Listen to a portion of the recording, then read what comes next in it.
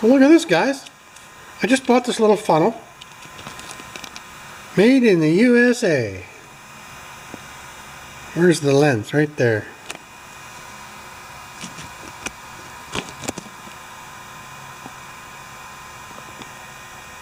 Isn't that cool?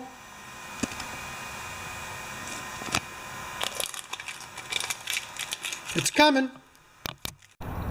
Well, hello my friends. This is the lawnmower I saved that I got from my neighbor. It's running great. Takes a couple of pulls to get it going, but it's probably low on compression, right? So anyway, somebody made a comment about whether the crank was bent on this one or not. So the way I check them, just a quick reference, is I look down here to where the blade meets the housing, which is right there. And I kind of just give a visual reference. And I've got the plug, I just disconnected the plug, there you go. So right there. And then I just turn the blade 90 degrees or 180 degrees, and there it's at the same spot. That's just a quick reference for me on how to do it.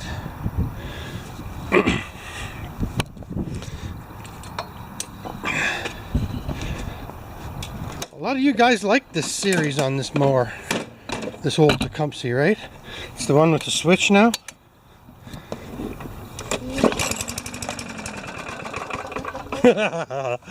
Make a liar out of me, right?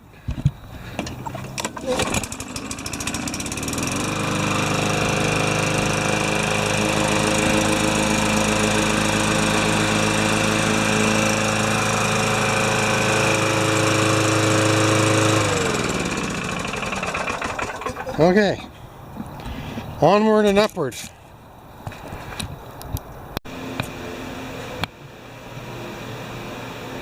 Furnace alert. Okay, you guys know my little white pail that I keep all my junk in. Big bolts, pieces, small bolts, pieces. Well, I used to have a piece of wood that sat on here and I cracked it. I had to throw it away. So I was wondering, what am I going to do? So I was at our Canadian Tire, which is kind of like a crummy hardware. But anyway, I bought this 5-gallon pail top that works as a seat, and you can put nuts and bolts in it. I don't normally do this kind of thing, but I'm going to take this can, dump it out into a pail, and sort out the best of the nuts and bolts and put them into here. So the next time you see this, I will have had some nuts and bolts sorted. Alright, this took an hour. Fine thread bolts. Good selection. I'll put those right back in there. Now over here, we've got long 1/4 inch, medium length 1/4 inch, short. Oh, let's see, that's a medium length. Oh, see, there's a combo. And then the small screws that hold the shrouds on older mowers. They have a washer on them, and they kind of self-thread, but they have a clip in the back. There's a set of those. These are the kind of stuff I'm after all the time. Shoulder bolts, all kinds, right? So if I need shoulder bolts, they're there. 5/16 strange bolts with small heads, because sometimes you're replacing a 1/4 inch with a 5/16. And then short 1/4 inch. Lovely. Thank you, guys. There, that's pretty cool. Something to put my drink on, or me. I can even stand on it. I've already done it. Okay, true confessions. I think that I am definitely in my second childhood. We cleaned out our storage room downstairs, and we found a bunch of stuff, which I will reveal over time. But look at this. This is from when I was a little kid. And I got it working. Now, watching me get it working would be very, very boring. But this little guy has 2 sets of contacts. You can either make the light go or you can make the buzzer go. But it works in tandem with the other end. So this is supposed to be like, you know, Pony Express stuff. Down the trail. Down the Oregon Trail or whatever. And now how my memory works this is this came in a box and I think it had a horse riding on it or something. Right? This thing is old. So let's just hook up these batteries and I actually got it working off camera. Pretty boring to watch. And we'll go to the light on both sides. Are you with me? This is really wild, man. Look at that. Turn this light off. Maybe the big bright one too. And it has the Morse code there. That's an A. So then you can turn this one off and that light will still work. Or the other way should work too. Isn't that neat? Now let's go to the buzzers. This is pretty wimpy, but it works. So this one works. And this one works. Oh, not right now. There we go. Now that is a real sensitive thing. You can adjust the coil.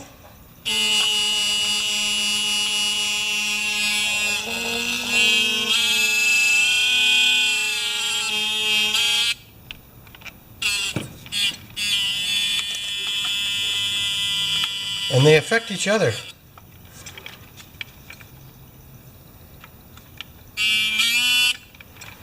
This one's not buzzing now, see? They're intermittent.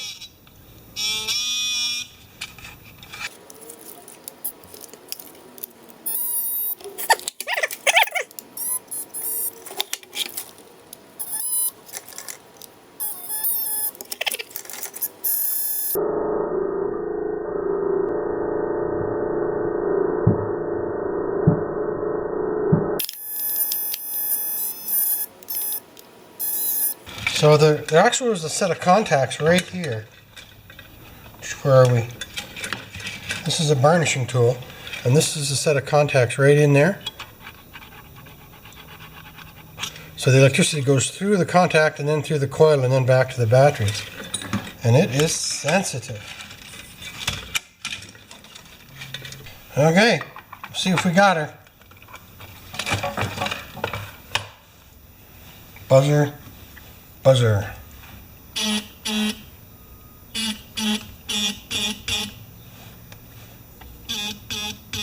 That one has this one says buzzer, this one says light. That's cool. This one says buzzer, this one says light. Ultimately cool, and both have buzzers.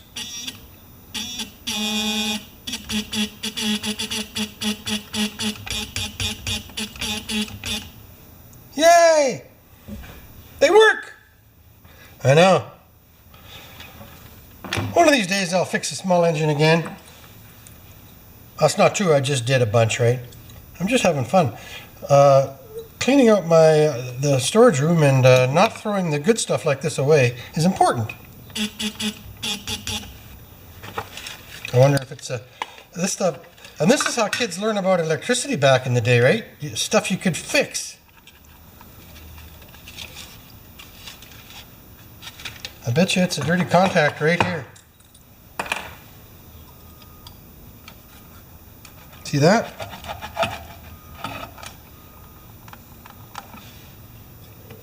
I mean, this stuff is old, man.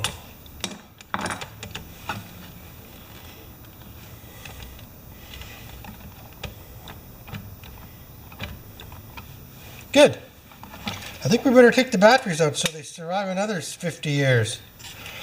This is older than 50 years old because I'm 62, and these would have probably been given to me when I was 8 or 9 years old, eh? And I adjusted these poor relays. You can see that right in there, that has been adjusted so many times, and I didn't even know what I was doing back then. fun.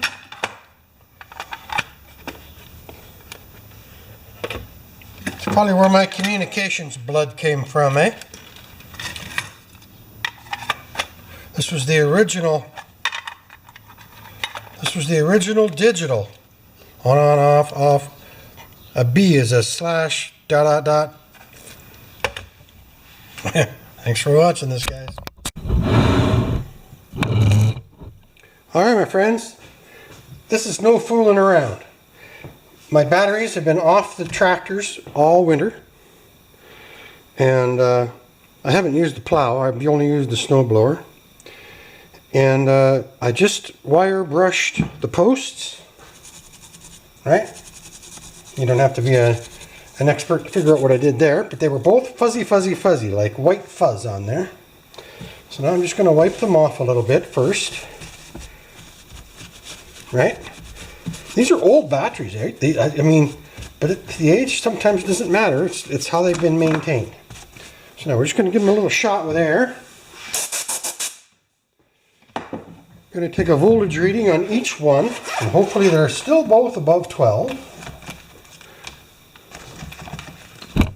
Can you see that? Not really, eh? Maybe you can. So battery number 1, 12.31, that's great. Battery number 2, 12.39. Isn't that nice? Now, before I put them in the tractor, I am going to just check the fluid level in there. And I always wipe them down before I do this so you don't get crud bunnies in the acid.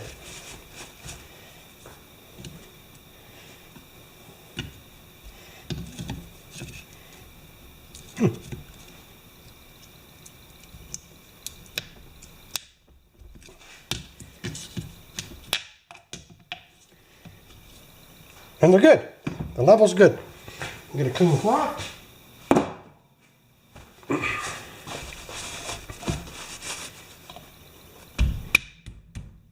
Funny, eh? If you maintain them, you don't have to maintain them. And what about this other side here?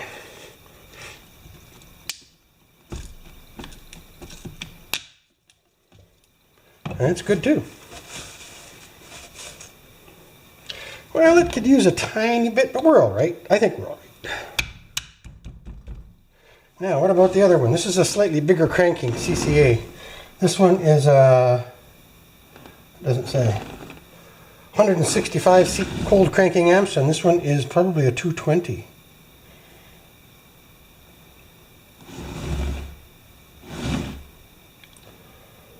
Doesn't say. But look how old it is.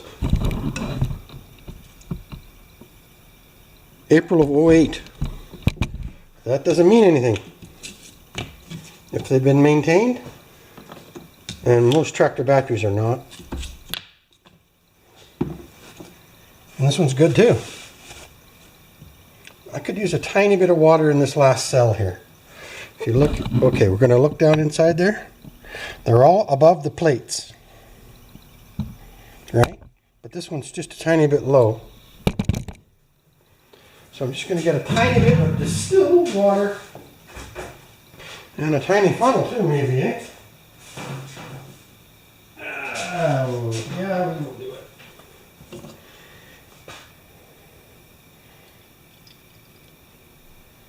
It's just not even hardly 2 tablespoons per cell here.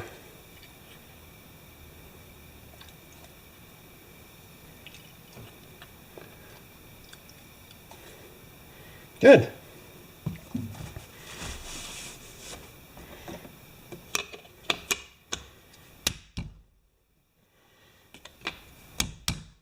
And I might as well do that other one a tiny bit too, right? You guys know me by now. He's gonna do it, he's gonna do it. Get this acid on your clothes, because if you don't rinse it right away, it'll eat them right out.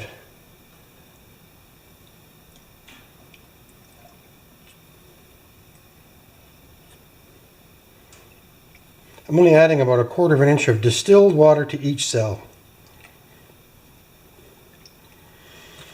And that's a beautiful thing. I have maintained batteries my entire adult life.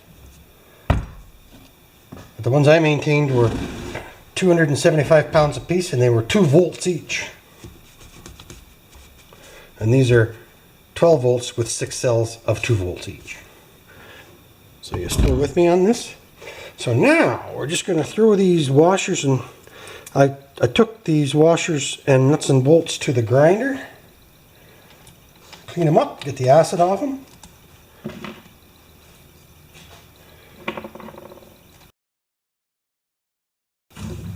There it is.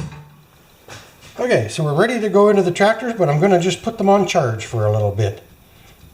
And I'm going to do both batteries at the same time. Batteries. And this is the stuff I got off the posts of those, eh? Except for those spruce seeds, but yeah, that's the stuff right there. So it does help to maintain them. So battery charger. This year I'm getting a different battery charger, a 6 volt / 12 volt old timer. I'm going to find one at a garage sale.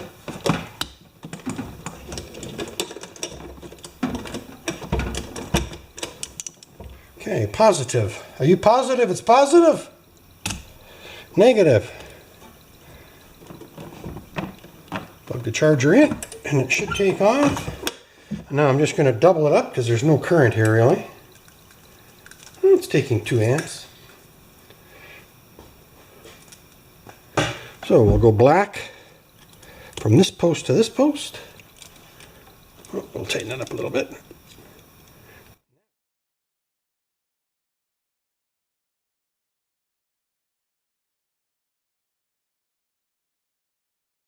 Put the 2 together.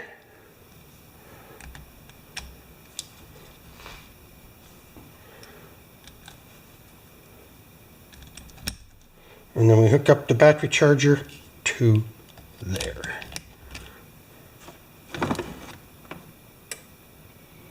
Should be about 13.5 volts between them.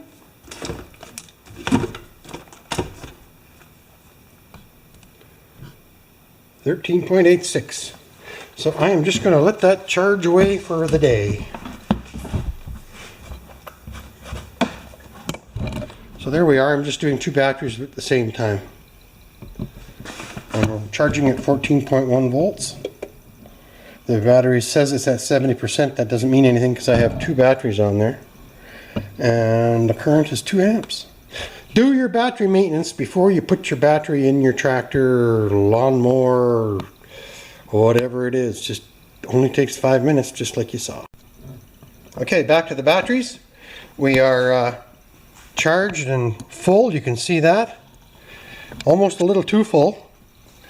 I'll put the caps on and we'll see if the acid squirts out, and then we're done. We'll unplug the charger.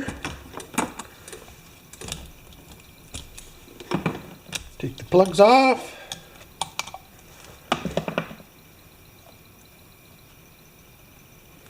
Yeah, there's already a little bit of acid there. And if you get this on your clothes, you'll have holes in your clothes. Unless you rinse it in baking soda water right away.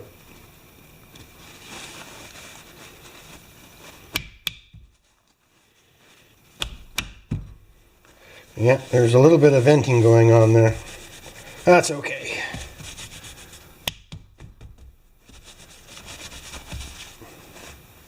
So these batteries should be right up. Let's just take a little measurement. They should be right around 13.5, 14.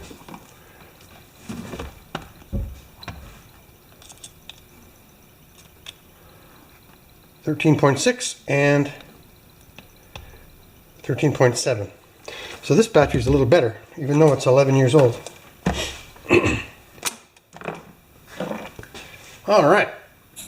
Thanks for that.